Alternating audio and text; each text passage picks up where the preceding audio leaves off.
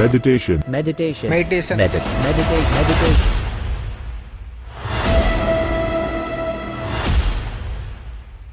बन्धुरात्मात्मनस्तस्य येनात्मैवात्मनाजित् अनात्मनस्तु शत्रुत्वे वर्तेतात्मैव शत्रुवत्। अर्थात जिसने मन को जीत लिया उनके लिए मन सर्वश्रेष्ठ मित्र है, किंतु जो ऐसा नहीं कर पाया उनके लिए मन सबसे बड़ा शत्रु बनकर रहेगा। लेकिन आज की सो-कॉल्ड 24 आवर वर्किंग सोसाइटी में मन को वश में करना वायु को वश में करने से भी अधिक कठिन है। मन और इंद्रियों को वश में करना संभव है तो सिर्फ योग अभ्यास से। महर्षि पतंजलि अपने योग सूत्र के साधन पाद के 29वें सूत्र में बताते हैं कि योग के 8 अंग है, जिसे हम अष्टांग योग के नाम से भी जानते हैं। यम, नियम, आसन, प्राणायाम, प्रत्याहार, धारणा, ध्यान और समाधि। और यही सेम चीज हमारे 18 मुख्य पुराणों में से एक कुरुंग पुराण के ऊपरी विभाग के 11वें अध्याय के श्लोक 11वें और 12वें में भी अष्टांग योग के बारे में बताया गया है। अष्टांग योग के इसी क्रम के 7वां अंग है ध्यान, यानी कि मेडिटेशन। आज हम बिना ये जाने कि असल में ध्यान है क्या, हम मेडिटेशन करने बैठ जाते हैं और ऐसा ध्यान समय के नष्ट के अलावा और कुछ भी नहीं है। मैं आपसे सिर्फ 10 सेकंड लेता हूँ, सिर्फ 10 सेकंड। आप किसी भी ऑब्जेक्ट पर फोकस करना। मैं एक साउंड चला देता हूँ, आप उस पर भी ध्यान लगा सकते हो। 3, 2, 1 स्टार्ट।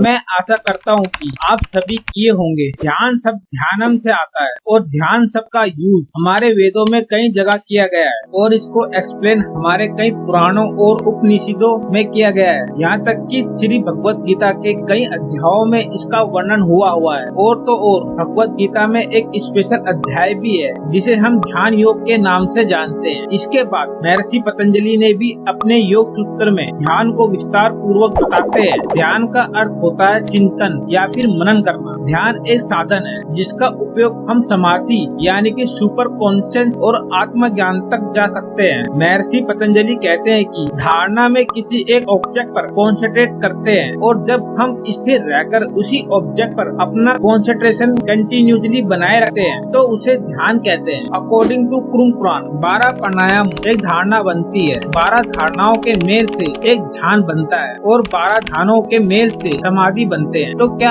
आपको अभी भी लगता है कि हम ध्यान करते हैं? जी नहीं, वो ध्यान करने का ढोंग होता है। हम पूरे दिन अनहेल्थी रहते हैं, over eating, over sleeping, junk food, smoking जैसी चीज करते हैं और प्रातः काल से 30 मिनट मेडिटेशन करके स्वस्थ रहने की कामना करते हैं। तो क्या ये पॉसिबल है? जी नहीं। इसलिए हमें ध्यान पर ध्यान नहीं देना चाहिए, हमें उन चीजों पर ध्यान देना चाहिए जो हमारे वश में है। ध्यान आपके साथ ऑटोमेटिकली घटित हो जाता है अगर हम 8 वीक तक रेगुलर मेडिटेशन करते हैं। तो रिसर्च भी ये बताती है कि हमारे ब्रेन में कई तरह के बदलाव आते हैं। जैसे ब्रेन में एक इम्पोर्टेंट पार्ट है जो फेयर यानी कि डर और स्ट्रेस को संचालित करते हैं, जिसे हम एमिगडाला के नाम से जानते हैं। रिसर्च ये बताती है कि 8 वीक के माइंडफुलनेस मेडिटेशन से एमिगडाला का साइज छोटा होने लगता है, इसलिए मेडिटेशन स्ट्रेस का लेवल बहुत हद तक नीचे गिर जाता है। दूसरा, प्रीफ्रंटल कॉर्टेक्स, जिसे हम शॉर्ट में PFC भी कहते हैं, ये ब्रेन में मेमोरी, कंसंट्रेशन, बुद्धि, सोशल बिहेवियर, डिसीजन मेकिंग और इमोशन जैसे चीजों पर कंट्रोल करता है। मेडिटेशन करने से प्रीफ्रंटल कॉर्टेक्स मोटा होने लगता है। यही नहीं, मेडिटेशन के दौरान हमारे मस्तिष्क में कई तरह के केमिकल रिलीज होते हैं, जैसे सेरोटोनिन, जिसे हम हैप्पी न्यूरोट्रांसमीटर या फिर फील गुड हार्मोन भी कहते हैं, कोर्टिसोल हार्मोन जो एज एक्सेलरेटिंग का कार्य करता है। मेडिटेशन के दौरान ये हार्मोन रिड्यूस होने लगता है। इसके अलावा कई ऐसे हार्मोन हैं जो मेडिटेशन के दौरान रिलीज होते हैं, जैसे गामा एमिनोबाइट्रिक एसिड, जिसे हम शॉर्ट में GABA भी कहते हैं। इसके अलावा एंड्रोफिन, मेलाटोनिन, सोमाट्रोपिन, DHEA जैसे हार्मोन रिलीज होते हैं। ये तो हो गई मेडिटेशन की केमिस्ट्री। अब हम ये जानते हैं कि ध्यान को और ज्यादा डीप और पावरफुल कैसे बनाएं। ये जानने के बाद हम ध्यान को एक सिंपल टेक्निक के बारे में भी जानेंगे जो गीता में भी लिखा है और स्वामी विवेकानंद भी इसकी प्रैक्टिस करते हैं। तो अब हम जानते हैं कि ध्यान देने से पहले हमें किन चीजों का ध्यान रखना चाहिए। तो इसके लिए मैं महर्षि पतंजलि योग सूत्र का सहारा लूंगा। जैसे कि मैंने बताया कि अष्टांग योग यानी कि योग के 8 अंग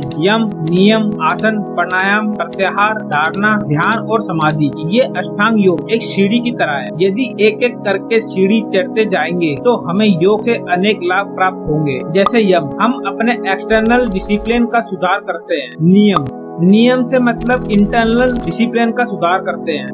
आसन से मतलब पोस्चर का सुधार करते हैं। प्राणायाम से स्वास्थ्य की शुद्धि होती है। प्रत्याहार से इंद्रियों की शुद्धि होती है। धारणा से मन शुद्ध होता है। ध्यान से अस्मिता यानी कि अहंकार, अभिमान, गौरव, आत्मसम्मान का सुधार होता है। समाधि चित्त का सुधार होता है। ये 8 अंग में से ये 3 अंग यम, नियम, आसन हमारे शरीर से संबंध रखता है। प्राणायाम, प्रत्याहार, धारणा मन से संबंधित रखता है और ध्यान जीव से संबंधित रखता है। इसी को कुछ इस तरह बताया गया है। हमारे बॉडी के 7 चक्र में से मणिपुर, स्वादिष्ठान और मूलाधार चक्र शरीर से संबंधित रखता है। आजना, विशुद्धि, अनाहत चक्र मन से संबंधित रखता है और सहस्त्र चक्र ध्यान से संबंधित रखता है। और समाधि में हम शून्य यानी कि सुपर कॉन्शियस के स्टेज में पहुंच जाते हैं। अष्टांग योग का पहला नियम है यम यानी कि मोरल प्रिंसिपल। इसमें हम अपना इंटरनल प्रिंसिपल का सुधार करते हैं। इसके अंतर्गत महर्षि पतंजलि 5 नियम बताते हैं। पहला, अहिंसा,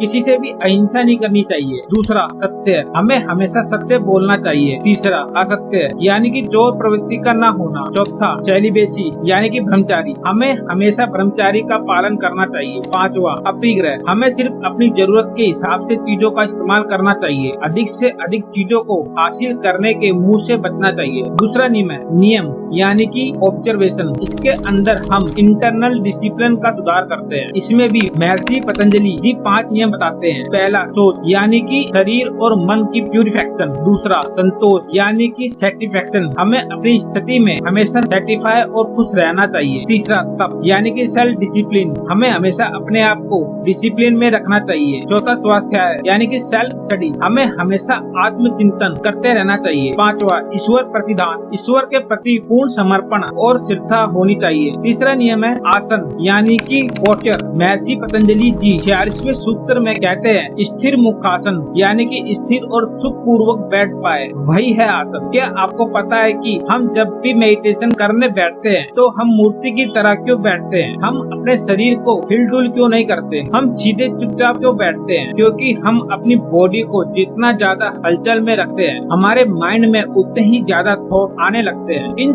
थॉटों का सीधा असर हमारे इंद्रियों पर पड़ता है। इसलिए हम जब मेडिटेशन करने बैठते हैं तो हमारी बॉडी पूरी तरह से रिलैक्स और बिना हलचल के मेडिटेट करने बैठते हैं। बैठे बैठे पाँव हिलाना, हाथों से इशारा करना, आंखों की पुतलियों का निरंतर चलते रहना, मुंह से कुछ बड़बड़ाना, होठों का हिलाना आदि लक्षणों से ज्ञात होता है कि उनके मन में विचार चल रहे हैं। इसलिए इस सूत्र में कहा गया है कि आसन चाहे किसी भी प्रकार का हो किंतु जिससे आप लंबे समय तक स्थिर अवस्था एवं सुखपूर्व बैठ पाए, वही आसन आपके लिए सर्वश्रेष्ठ है। चौथा अंग है प्राणायाम यानी कि ब्रीथ कंट्रोल। इसमें अपनी सांसों को कंट्रोल करते हैं। अगर मेडिटेशन के दौरान डिफरेंट थॉट आते रहते हैं तो हमें सांसों पर ध्यान लगाकर इन थॉटों को कम कर सकते हैं। प्राणायाम हमारा रिस्पिरेटरी सिस्टम के सारे पार्ट सुचारू रूप से चलाने की मदद करती है। पांचवा नियम है प्रत्याहार यानी कि इंद्रियों पर संयम रखना। कई बार ऐसा होता है कि आप एक इंद्रिय पर नियंत्रण रखते हैं तो दूसरी इंद्रियां कंट्रोल के बाहर चली जाती है। एक साथ सभी इंद्रियों पर नियंत्रण कैसे रखें, इस बात को प्रत्याहार में समझाया गया है। प्रत्याहार को डीप में समझना इस वीडियो के सिलेबस के बाहर है। जब अष्टांग योग के ये 5 अंग हम अच्छी तरह से फॉलो कर लेते हो तो उसके बाद आता है छठवां नियम धारणा यानी कि कंसंट्रेशन। इसमें हम अपने मन और माइंड को किसी एक जगह कंसंट्रेट करते हैं, इसी को धारणा कहा गया है। उसके बाद उस ऑब्जेक्ट या फिर जो भी चीज है जिस पर आप कंसंट्रेट करना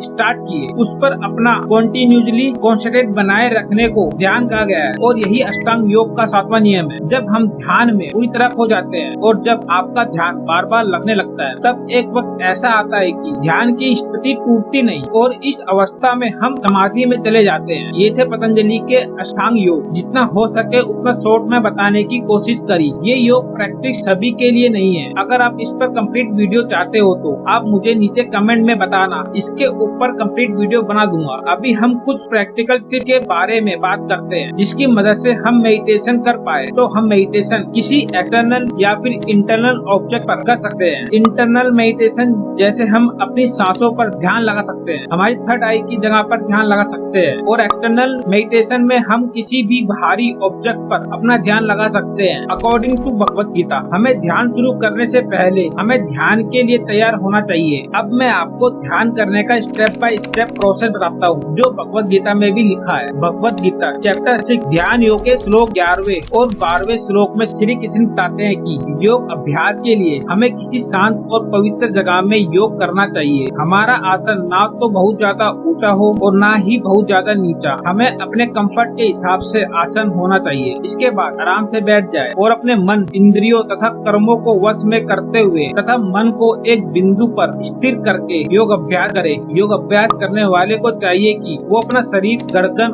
और सिर को सीधा रखना और नाक के अगले सिरे पर दृष्टि लगाए, कुछ इस तरह पर। ऐसा करने से हमारे मन में आने वाले इन्फॉर्मेंट थॉट खत्म हो जाते हैं और हम सिर्फ एक ही चीज पर ध्यान करते हैं। ऐसा करने के बाद हमारा मन शांत नहीं होता और हमारा माइंड में अनलिमिटेड थॉट आते रहते हैं। तो इसका सोल्यूशन क्या है? इसके लिए श्री कृष्ण कहते हैं कि यस हमारे मन को शांत करना मुश्किल है, बट हम इसे अभ्यास यानी कि प्रैक्टिस से ठीक कर सकते हैं। इसके लिए कोई स्ट्रेट फॉरवर्ड टेक्निक नहीं है। बस आज के लिए इतना ही। तत्व हर प्राणी धर्म स्वरूप है। तुम अंदर से वही हो जो तुम बाहर ढूंढ रहे हो। तुम्हारा होना ही वही है। हम जिस पूर्णता को बाहर ढूंढ रहे हैं वह हमारे अंदर ही विद्यमान है। सांगोदय उपनिषद सामवेद।